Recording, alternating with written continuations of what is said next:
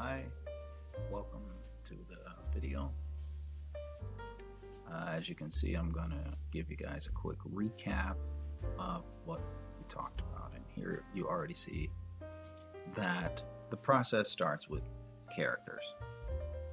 I draw a lot of character design sheets. I draw characters at random. I have notebooks full of different characters, which then evolve into stories.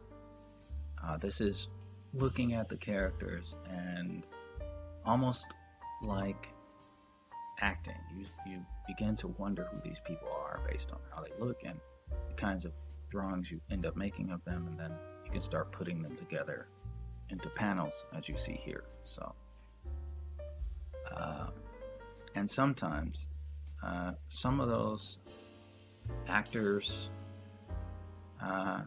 you need to make lines for them once you start knowing who they are. So you write a script, which isn't always necessary in comics, but most people use it.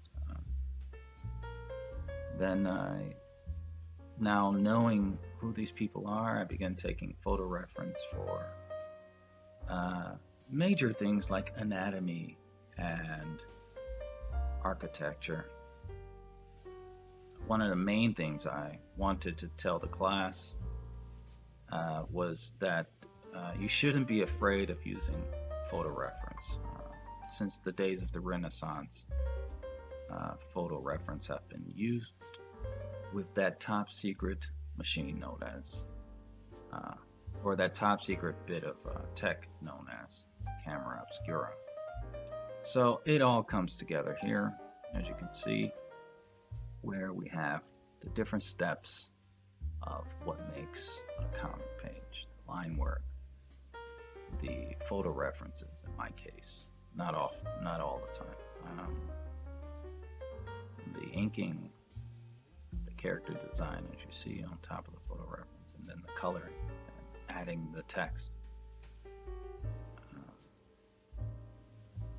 And that's my last book.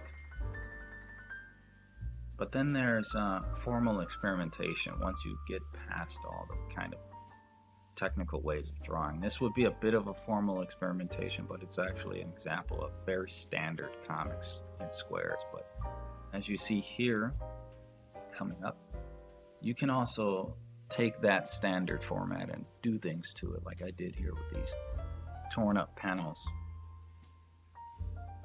And it has to really be a part of the story when you do this kind of formal experimentation. But on top of everything, and one of the main things I started to tell the class, and what we'll be talking about for the majority of the class, is the writing process, the storytelling process, and how all stories, all myths, all legends, all great epics, all music, all everything, the good stuff is based on allegory and different approaches to allegory, which is what we will mostly be exploring: how to use allegory to inform your drawing, to inform your writing, to inform what you want to express. And here we see just some influences of mine, so I can also make it clear that it's about reading, it's about operating within